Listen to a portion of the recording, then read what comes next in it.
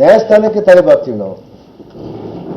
ಅಂಥದ್ದನ್ನು ಬಿಟ್ಟು ಇವತ್ತು ನೀವೇ ವಿಚಾರಗಳು ಮಾಡಿಕೊಂಡು ನೀವೇ ಯಾವ ಒಂದು ತನಿಖಾ ಸಂಸ್ಥೆಗಳನ್ನು ತೆಗೆದುಕೊಂಡು ಅದನ್ನು ತೋರಿಸಿ ರಾಜ್ಯದ ಜನತೆಗೆ ದಿಕ್ಕು ತಪ್ಪಿಸ್ತೀರಂದ್ರೆ ಇವತ್ತು ಸದನ ನಮಗೆ ದೊಡ್ಡ ಒಂದು ಅವಕಾಶ, ಶಕ್ತಿ. ಆ ದಿಕ್ಕನ್ನು ತಪ್ಪಿಸಬಾರ್ದು, ನಮ್ಮ ಮುಗ್ಧ ಜನರನ್ನ ಕೆಟ್ಟ ದಾರಿಗೆ ತೆಗೆದುಕೊಂಡು ಹೋಗಬಾರ್ದು ಅಂತೇಳಿ ನಮ್ಮ ಸದನ ಶಕ್ತಿ ಇತ್ತು. ಆದರೆ ಇವತ್ತು ಆ ಶಕ್ತಿಯಲ್ಲಿ ನಮಗೆ ಕೆಲಸ ಮಾಡಲಿಕ್ಕಾಗಲಿಲ್ಲ. ವಿರೋಧ ಪಕ್ಷದವರು ವಿನಾಕಾರಣ ಮಾಡ್ತಾ ಇದ್ದಾರೆ. ಅದಕ್ಕೆ ಇವತ್ತು ಮಾಧ್ಯಮದ ಮೂಲಕ ನಮ್ಮ ಮುಖ್ಯಮಂತ್ರಿಯವರು ಮಾಧ್ಯಮದಿಂದಾದರೂ ತಾವು ಬೆಳಕಿಗೆ ಚೆಲ್ಲಿ, ನಾನು ಇವತ್ತು ಊರಲ್ಲಿದ್ದರೆ ನಾನೇ ಉತ್ತರ ಕೊಡ್ತಿದ್ದೆ ಅನ್ನುವಂಥ ವಿಚಾರವನ್ನು ಹೇಳಿದರು. ಇವತ್ತು ಉಪಮುಖ್ಯಮಂತ್ರಿಗೆ ಹೇಳಿದ್ದಾರೆ, ಇವತ್ತು ಪೊನ್ನಣ್ಣ ಸಾಹೇಬರು ನಮ್ಮ ರಾಜಕೀಯ ನಮ್ಮ ಕಾರ್ಯದರ್ಶಿಗಳು, ಮುಖ್ಯಮಂತ್ರಿಯವರ ಕಾರ್ಯದರ್ಶಿಗಳು, ಅವರೆಲ್ಲ ಕೂಡ ಕೂಲಂಕುಷವಾಗಿ ತನಿಖೆ ಮಾಡಿದ್ದಾರೆ. ಇವತ್ತು ನಾನು ಮಂತ್ರಿ ಆಗಲಿಕ್ಕೆ ಇನ್ನೊಂದು ಬಹಳ ದೊಡ್ಡ ಒಂದು ನನಗೆ ನನ್ನ ಮೇಲೆ ತಪ್ಪಿತಸ್ಥ ಅಲ್ಲ ಅನ್ನುವಂಥ ಕಾರಣಕ್ಕೆ ಮಾನ್ಯ ಗವರ್ನರ್ ಸಾಹೇಬರು ಇವ್ರು ನನಗೆ ಯಾಕೆ ಪ್ರಮಾಣ ವಚನ ಮಾಡಲಿಕ್ಕೆ ಅವಕಾಶ ಕೊಟ್ಟರು ಅಂತ ಪ್ರಕರಣ ಇದ್ರೆ ನನಗೆ ತೋಳಕ್ಕಾಗುತ್ತಾ ಸಂವಿಧಾನದಲ್ಲಿ? ಗವರ್ನರ್ಗಿಂತ ಇವ್ರು ದೊಡ್ಡವರ? ಯಾಕೆ ಸ್ವಾಮಿ ಈ ರೀತಿ ಮಾಡ್ತಾ ಇದ್ದೀರಿ? ಇದನ್ನ ನಮ್ಮ ಸಮಾಜ, ವಾಲ್ಮೀಕಿ ಸಮಾಜ ಬಹಳ ದೊಡ್ಡ ಮಟ್ಟದಲ್ಲಿ ಗಮನಿಸ್ತಾ ಇದೆ. ತಾವು ಎಚ್ಚರಿಕೆ ತಗೋಬೇಕು. ಮುಂದಿನ ದಿನಗಳಲ್ಲಿ ನಾವು ತೋರಿಸ್ತೀವಿ. ಕೇವಲ ರಾಜಕೀಯಕ್ಕಾಗಿ ತಾವು ಮಾಡಬೇಡಿ. ಎಲ್ಲೋ ಯಾರೋ ಏನೋ ಮಾಡಿದರೆ ನಾನು ಇಲ್ಲಿ ಅಧಿಕಾರನ ಇಲ್ಲಿ ನಡ್ಸಕ್ಕೆ ಕೊಡಲ್ಲ ಅನ್ನುವಂಥ ವಿಚಾರವನ್ನು ತಾವು ಮಾಡಬೇಡಿ. ದಯಮಾಡಿ ಬನ್ನಿ. ನನಗೂ ತಮ್ಮ ಮೇಲೆ ಯಾರ ಮೇಲೆ ಕೂಡ ವೈಯಕ್ತಿಕ ಅಭಿಪ್ರಾಯಗಳು, ವೈಯಕ್ತಿಕ ದ್ವೇಷಗಳಿಲ್ಲ. ಮೊನ್ನೆ ವಿಜೇಂದ್ರ ಅವರು ಹೇಳ್ತಾ ಇದ್ರು, ನಾಗೇಂದ್ರನ ಮೇಲೆ ನನಗೆ ವೈಯಕ್ತಿಕ ದ್ವೇಷ. ನಾನು ಸ್ವಾಗತ ಮಾಡಿದೆ. ಆ ರೀತಿ ಬನ್ನಿ ಸ್ವಾಮಿ. ರಾಜಕೀಯನ ದುರುದ್ದೇಶ ಇಟ್ಕೊಂಡು ರಾಜಕೀಯ ಪ್ರೇರಿತವಾದಂತ ಮಾಡಿ ಈ ರಾಜ್ಯದ ಜನತೆಗೆ ಲೂಟಿ ಹೊಡೆದಿದ್ದಾರೆ ಅಂದ್ರೆ ದಿನ ಪ್ರತಿದಿನ ವಾಲ್ಮೀಕಿಯನ್ನ ಅಪಮಾನಕ್ಕೆ ಒಳಗಾಗಿಸ್ತಾ ಇದ್ದಾರೆ. ಅವ್ರಿಗೆ ಗೊತ್ತಿಲ್ಲ ಈ ರಾಮ ಯಾರು ಅನ್ನುವಂಥ ವಿಚಾರವನ್ನ, ಶ್ರೀರಾಮ ಯಾರು, ನಮ್ಮ ರಾಮ ರಾಜ್ಯ ಯಾವ ರೀತಿ ಇತ್ತು ಅಂತೇಳಿ ಈ ದೇಶಕ್ಕೆ, ಈ ನಾಡಿಗೆ ಬೆಳಕು ತಂದಂಥವ್ರು ವಾಲ್ಮೀಕಿಯವರು. ಅವರ ಸಂತತಿಯನ್ನು ಅವರ ಸಂತತಿಯನ್ನೇ ಕಾಪಾಡಿರುವಂಥ ಒಂದು ವ್ಯಕ್ತಿ ವಾಲ್ಮೀಕಿಯವರು. ಅವ್ರ ಮೇಲೆ ಈ ರೀತಿಯಾದಂಥ ದಿನಾ ಇಲ್ಲ ಸಲ್ಲದ ಕಾರಣ ವಾಲ್ಮೀಕಿ ಮೇಲೆ ಒಂದು ಹಗರಣವನ್ನು ಮಾಡುವಂಥದ್ದು ವಾಲ್ಮೀಕಿನೇ ಮಾಡಿದ್ದಾರೆ ಅನ್ನುವಂಥ ವಿಚಾರವನ್ನು ತಿಳಿಸ್ತೀರಲ್ಲ ಸ್ವಾಮಿ. ನಿಮಗೆ ಗೊತ್ತಿಲ್ಲ ಮೊನ್ನೆ ತಾನೇ ದೇಶದಲ್ಲಿ ಏನ್ ನಡೀತು ಅಂತೇಳಿ? ರಾಮನ ಹುಂಡಿ ಕದ್ರು. ಅದಕ್ಕಿಂತ ದೊಡ್ಡವರು ಯಾರಿದ್ದಾರೆ? ಅಂತ ಒಂದು ಕೃತ್ಯಕ್ಕಿಂತ ದೊಡ್ಡ ಕೃತ್ಯನ? ನಾವು ನಮ್ಮನೆಯವರು ಕೂಡ ಹೋಗಿ ಹುಂಡಿಯಲ್ಲಿ ದುಡ್ಡು ಹಾಕಿ ಬಂದಿದ್ದೀವಿ. ನಮ್ಮ ರಾಮ ಇಲ್ಲ ಒಳ್ಳೇದಾಗಬೇಕು, ಈ ಭಾಗಕ್ಕೆ ಒಳ್ಳೇದಾಗಬೇಕು, ರಾಮರಾಜ್ಯ ಮತ್ತೆ ಬರಬೇಕನ್ನುವಂಥದ್ದು. ರಾಮರಾಜ್ಯ ಬರಲಿಕ್ಕೆ ಮಾಡ್ತಾ ಇಲ್ಲ ಇವರು ಮನುವಾದಿಗಳು. ಈ ಮನುವಾದಿಗಳು ಇನ್ನ ಕೆಳಮಟ್ಟದಲ್ಲಿರುವಂತ ಅವನು ಅಲ್ಲೇ ಇರಬೇಕು. ವರ್ಣ ಪದ್ಧತಿಯಿಂದ ಮತ್ತೆ ತರಬೇಕು. ಕೆಳಗಿನವನು ಕಾಲಿನಲ್ಲೇ ಹುಟ್ಟಂತವನು ಶೂದ್ರನಂತೇಳಿ ಅವ್ರು ಏನು ಭಾವಿಸಿದಾರಲ್ಲ ವರ್ಣ ಪದ್ಧತಿಯಲ್ಲಿ. ತಲೆಯಿಂದ ಹುಟ್ಟಿದಂಥವರು ಬ್ರಾಹ್ಮಣರು, ತೋಳದಿಂದ ಹುಟ್ಟಿದಂಥವರು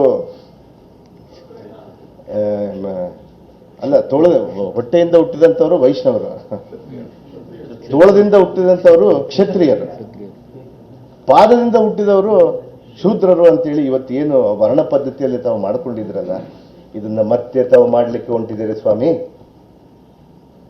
ತಾವು ಮಾಡಬೇಡಿ ಈ ರೀತಿ. ಇದು ಸಂವಿಧಾನ ಪದ್ಧತಿ. ಇದು ಬಾಬಾ ಸಾಹೇಬ್ ಅಂಬೇಡ್ಕರ್ ಅವರು ಕೊಟ್ಟಿದ್ದಾರೆ. ಇವತ್ತು ದಲಿತರಿಗೆ ಯಾವ ರೀತಿ ರಕ್ಷಣೆ ಕೊಡಬೇಕನ್ನುವಂಥದ್ದನ್ನ, ಅಂತ ದಲಿತರಿಗೆ ಈ ಸದನದ ಮೂಲಕ ತಾವು ಹಕ್ಕುಚ್ಯುತಿಯನ್ನು ಮಾಡ್ತಾ ಇದ್ದೀರಿ. ನನ್ನ ಮೇಲೆ ಇಲ್ಲ ಸಲ್ಲದ ಕಾರಣ ನನಗೆ ಕೋರ್ಟ್ ಅವಕಾಶ ಕೊಟ್ಟಿದೆ. ಎಸ್, ನಾನು ಬೇಲ್ ಮೇಲೆ ಇದ್ದೀನಿ. ಯಾರಿಲ್ಲ ಸ್ವಾಮಿ? 126 ಜನ ಇಲ್ಲನ? ನಿಮ್ಮ ಕೇಂದ್ರ ಮಂತ್ರಿಗಳಲ್ಲಿ 78 ಮಂತ್ರಿಗಳಲ್ಲಿ 26 ಜನದ ಮೇಲೆ ಇಲ್ಲನ? 336 ಮಂತ್ರಿಗಳಲ್ಲಿ 126 ಜನದ ಮೇಲೆ ಇಲ್ಲನ? ಈ ರೀತಿ ಅಂತ ತಮ್ಮ ತಟ್ಟೆಯಲ್ಲಿನೇ ಹೆಗ್ಗಣ ಇಟ್ಕೊಂಡು ನೊಣನ್ನು ಹುಡುಕಕ್ಕೆ ಹೊಂಟಿರಲ್ಲ ಸ್ವಾಮಿ. ನಮ್ಮ ತಟ್ಟೆಯಲ್ಲಿರುವಂಥ ನೊಣನ್ನ ದಯಮಾಡಿ ತಾವು ಹೇಳ್ತೀನಿ, ಇವತ್ತು ಸದನ ನಡಿಬೇಕು. ಚರ್ಚೆಗೆ ಬನ್ನಿ. ಇವತ್ತು ಅವಕಾಶ ಇದೆ. ಮಾನ್ಯ ಮುಖ್ಯಮಂತ್ರಿಯವರಾಗಿರ್ಬೋದು, ನಮ್ಮ ಉಪಮುಖ್ಯಮಂತ್ರಿ ಆಗಿರ್ಬೋದು, ನಮ್ಮ ಹೋಮ್ ಮಿನಿಸ್ಟರ್ ಆಗಿರ್ಬೋದು, ಎಲ್ಲ ನಮ್ಮ ಸಂಪುಟದ ಸಹೋದ್ಯೋಗಿಗಳು ನಾವು ರಿಕ್ವೆಸ್ಟ್ ಮಾಡ್ತಾ ಇದ್ದೀವಿ ಬನ್ನಿ ಅಂತೇಳಿ. ಅವ್ರು ಕೇಳಕ್ಕೆ ತಯಾರಿಲ್ಲ. ಅವ್ರು ಏನು ಹೇಳ್ತಾ ಇದ್ದಾರೆ? ನಾವು ನಮ್ಮ ತನಿಖೆ, ನಮ್ದಪ್ಪ ಆಂತರಿಕ ತನಿಖೆ, ಅವ್ರೇನೋ ಮಾಡ್ಕೊಂಡಿದ್ದಾರೆ. ಬನ್ನಿ ಸ್ವಾಮಿ, ಕೋರ್ಟ್ಗೆ ಹಾಕಿ. ಕೋರ್ಟ್ ನ್ಯಾಯಾಲಯದಲ್ಲಿ ಇದೆ ಅಲ್ಲ, ಪ್ರಕರಣ ನ್ಯಾಯಾಲಯದಲ್ಲಿ ಇದ್ದಾಗ ತಾವು ಯಾವ ರೀತಿ ನನ್ನ ಮೇಲೆ ತಪ್ಪಿಸ್ತಂತೇಳಿ ತೋರಿಸ್ತೀರಿ? ನ್ಯಾಯಾಲಯಕ್ಕಿಂತ ಇವ್ರು ದೊಡ್ಡವರ? ಈ ರೀತಿಯಾದಂಥ ಕೃತ್ಯನ ಇವತ್ತು ನಮ್ಮ ವಿರೋಧ ಪಕ್ಷದವರು ಮಾಡಲಿಕ್ಕೆ ಹೊಂಟಿದ್ದಾರೆ. ರೈತರ ಬಗ್ಗೆ ಬರದ ಬಗ್ಗೆ ಚರ್ಚೆ ಆಗಲ್ಲ. ಈಗಾಗಲೇ ಕೂಡ ಬಹಳಷ್ಟು ಜ್ವಲಂತ ಸಮಸ್ಯೆಗಳಿದ್ದಾವೆ. ಇವತ್ತು ನಿನ್ನೆ ತಾನೇ ನಮ್ಮ ಪಕ್ಷದ ಶಾಸಕರೆಲ್ಲ ಕೂಡ ಹಿಂದೆಯಿಂದ ಕೂಗಾಡ್ಕೊಂತ ಇದ್ರು. ಪಾಪ ನಮ್ಮ ಸಭಾಧ್ಯಕ್ಷರ ಜೊತೆಗೆ, ಸಭಾಧ್ಯಕ್ಷರೇ ನಮಗೆ ಅವಕಾಶ ಕೊಡಿ, ನಮ್ಮಲ್ಲಿ ಕಾವೇರಿ ಪ್ರಾಬ್ಲಮ್ ಇದೆ, ಕಾವೇರಿಯ ನೀರಿನ ಪ್ರಾಬ್ಲಮ್ ಇದೆ, 2 ರಾಜ್ಯಗಳಿಗೆ ದೊಡ್ಡ ಗಲಾಟೆ ಬಿದ್ದಿದೆ, ಇದನ್ನು ತಾವು ಯಾವ ರೀತಿ ಸರಿಪಡಿಸಬೇಕು, ನಮ್ಮ ಜನತೆಗೆ ನಾವು ಏನು ಉತ್ತರ ಕೊಡಬೇಕು, ನಮ್ಮ ಸಮಯದಲ್ಲಿ ನಮಗೆ ಎಷ್ಟು ನೀರು ಬೇಕು, ಎಷ್ಟು ಬಿಡಬೇಕು, ನಮ್ಮ ರೈತರನ್ನ ಯಾವ ರೀತಿ ಕಾಪಾಡಬೇಕು ಅನ್ನುವಂಥದ್ದನ್ನ ಬೆಳಕಿಗೆ ಚೆಲ್ಲಲಿಕ್ಕೆ ನಮ್ಮ ಶಾಸಕರು, ಅನೇಕ ಶಾಸಕರು ಹೇಳಲಿಕ್ಕೆ ರೆಡಿ ಇದ್ದಾರೆ. ಬರಗಾಲದ್ದು ಈಗಾಗಲೇ ಕೂಡ ತಾಂಡವಾಡ್ತಾ ಇದೆ. ಬರಗಾಲದ ಬಗ್ಗೆ ಚರ್ಚೆ ಬಂದ್ರೆ ಅಂದ್ರೆ ಬರಗಾಲ ಬೇಡ ನಮಗೆ, ಅದೇನು ನೀವೆಲ್ಲ ಘೋಷಣೆ ಮಾಡಿದ್ರ ಅಂತೇಳಿ ಎಲ್ಲ ಯಾವುದೋ ಒಂದು ಇದು ಕೊಟ್ಟು ಹೋಗ್ತಾ ಇದ್ದಾರೆ, ಉತ್ತರಗಳನ್ನು ಕೊಟ್ಟು ಹೋಗ್ತಾ ಇದ್ದಾರೆ. ಅದಕ್ಕೆ ನಾನು ನಮ್ಮ ವಿರೋಧ ಪಕ್ಷದವರಲ್ಲಿ ನಾನು ಮನವಿ ಮಾಡ್ತೀನಿ, ತಾವು ಬನ್ನಿ ಸ್ವಾಮಿ, ಚರ್ಚೆಗೆ ಬನ್ನಿ, ಅವಕಾಶ ಕೊಡಿ. ಇವತ್ತು ನ್ಯಾಯಾಲಯಕ್ಕಿಂತ ದೊಡ್ಡವರು ತಾವಲ್ಲ, ಸಂವಿಧಾನದಲ್ಲಿ ಗವರ್ನರ್ಗಿಂತ ದೊಡ್ಡವರು ತಾವಲ್ಲ. ಗವರ್ನರ್ ಅವರು ನನ್ನ ಪ್ರಮಾಣ ವಚನ ಮಾಡಿಸಿದ್ದಾರೆ, ಮುಖ್ಯಮಂತ್ರಿಯವರು ಅನೇಕ ಬಾರಿ ಹೇಳಿದ್ದಾರೆ, ಅವನಿಂದ ತಪ್ಪಾಗಿದ್ರೆ ನಾನು ಅವನ್ನ ತಗೊಳ್ತಾನೇ ಇದ್ದಿಲ್ಲ ಅಂತ ಹೇಳಿದ್ರು. ಅವತ್ತು ಮಾತು ಕೊಟ್ಟಿದ್ರು, ಇಲ್ಲ ತಾವು ರಾಜೀನಾಮೆ ಮಾಡಬೇಕಂತೇಳಿ. ಅಂದಿನ ಮುಖ್ಯಮಂತ್ರಿಗಳು ಸಿದ್ದರಾಮಯ್ಯ ಸಾಹೇಬರು, ಅಂದಿನ ಉಪಮುಖ್ಯಮಂತ್ರಿಗಳು ನಮ್ಮ DK ಶಿವಕುಮಾರ್ ಸಾಹೇಬರು, ನಮ್ಮ ಹೈಕಮಾಂಡ್ ಕೂಡ ಹೇಳಿತ್ತು, ಇಲ್ಲ ಮಾಡೋ ಅವಶ್ಯಕತೆ ಇಲ್ಲ ಅಂತೇಳಿ. ನಮ್ಮ 3 ನಾಯಕರು, ಜಮೀರಣ್ಣ ಇರ್ಬೋದು, ಇವರೆಲ್ಲರೂ ಕರ್ಕೊಂಡು ಬಂದು ನನಗೆ ಒತ್ತಡ ಹಾಕಿ ರಾಜೀನಾಮೆ ಮಾಡಿಸಿಲ್ಲ. SITಯಲ್ಲಿ ಕ್ಲಿಯರ್ ಆದಮೇಲೆ ಸತ್ಯತೆ ಬಂದಮೇಲೆ ಮತ್ತೆ ತಗೊಂತೀವಿ ಅಂತೇಳಿ. ಆ ರೀತಿಯಾಗಿ 2 ವರ್ಷ ಮುಂಚೆನೇ ತಗೋಬೇಕಂತೇಳಿ ಮಾನ್ಯ ನಮ್ಮ ಮುಖ್ಯಮಂತ್ರಿಯವರು ಕೂಡ ಹೇಳಿದರು. ಆದರೆ ಇವತ್ತು ನಾನು ಮಂತ್ರಿ ಆಗಿದೆ ಅಂತೇಳುವಂಥ ವಿಚಾರ ಅಲ್ಲ, ಆದರೆ ನಾನು ನಿರಪರಾಧಿ, ಒಬ್ಬ ಈ ದಲಿತನ್ನ ಅಪರಾಧಿ ಮಾಡಲಿಕ್ಕೆ ಹೊಂಟಿದಿರಲ್ಲ, ಅದು ನನಗೆ ಭಾಳ ನೋವಾಗಿದೆ. ಈ ದೇಶದಲ್ಲಿ ಇನ್ನೂ ವರ್ಣ ಪದ್ಧತಿ ಇದೆ ಅನ್ನುವಂಥ ವಿಚಾರ ಭಾಳ ನನಗೆ ಅದು ಹೇಳಲಿಕ್ಕೆ ಭಾಳಷ್ಟು ನೋವಾಗುತ್ತೆ. ಇಂಥ ಯುಗದಲ್ಲಿ ಮತ್ತೆ ಹುಟ್ಟು ಬಂದೀವಿ ಅಂತೇಳಿ. ಅದಕ್ಕೆ ದಯಮಾಡಿ ನಮ್ಮ ವಿರೋಧ ಪಕ್ಷದವರು ಹೇಳ್ತೀರಿ, ದಲಿತರ ಮೇಲೆ ತಾವು ಇಂಥ ಕೆಂಪು ಕಣ್ಣನ್ನು ತಾವು ತೋರಿಸ್ಬೇಡಿ. ದಲಿತರ ಬಗ್ಗೆ, ಆದಿವಾಸಿಗಳ ಬಗ್ಗೆ ತಾವು ಕರುಣೆ ಇರಬೇಕು. ಒಬ್ಬ ದಲಿತ ಮೇಲೆ ಬಂದರೆ ಖುಷಿ ಪಡಬೇಕು.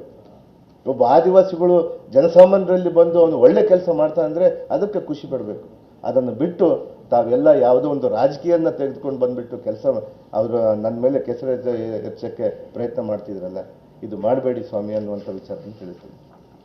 ನಮ್ಮ ಬಳ್ಳಾರಿ ನಾಯಕರು ಕೂಡ, ನಮ್ಮ ಬಳ್ಳಾರಿಯಲ್ಲಿ ಮಾಜಿ ಮಂತ್ರಿಗಳು, ಇವೆಲ್ಲ ನಮ್ಮ ಮೇಲಿರೋ ವೈಯಕ್ತಿಕ ಕೇಸುಗಳಂತ ಹೇಳ್ತಾರೆ. ಸ್ವಾಮಿ ತಾವು ತಿಳ್ಕೊಳ್ರಿ, ಮಾಜಿ ಮಂತ್ರಿಗಳು ರಾಮುಲವರೇ ತಾವು ತಿಳ್ಕೊಬೇಕು ಇದನ್ನೆಲ್ಲ.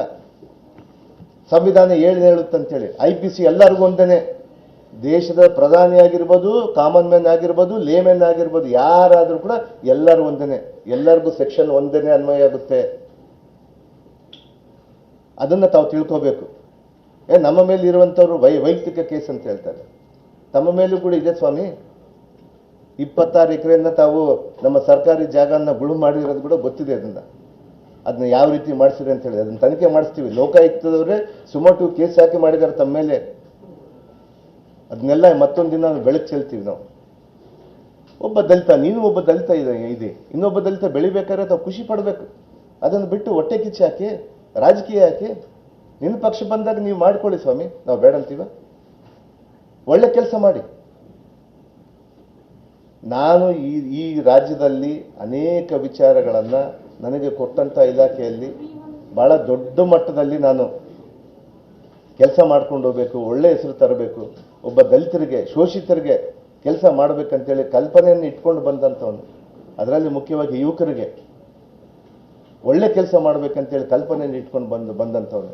ಇವತ್ತು ಈ ರಾಜಕೀಯ ದುರುದ್ದೇಶದಿಂದ ನನ್ನನ್ನು ಈ ರೀತಿಯಂತ ಟಾರ್ಗೆಟ್ ಮಾಡಿ ನನ್ನ ಮೇಲೆ ಮತ್ತೆ ವಿನಾಕಾರಣದ ಇಲ್ಲ ಸಲ್ಲದ ಆರೋಪಗಳನ್ನು ಮಾಡ್ತಾ ಇದ್ದಾರೆ. ಅದಕ್ಕೆ ದಯಮಾಡಿ ಮಾಧ್ಯಮದ ಮೂಲಕ ನಮ್ಮ ಮುಖ್ಯಮಂತ್ರಿಯವರ ಆದೇಶದ ಮೇರೆಗೆ ಇವತ್ತು ನಾನು ಪ್ರೆಸ್ ಮೀಟ್ ಅನ್ನಕ್ಕೆ ಮಾಡಿದೆ ನಾನು.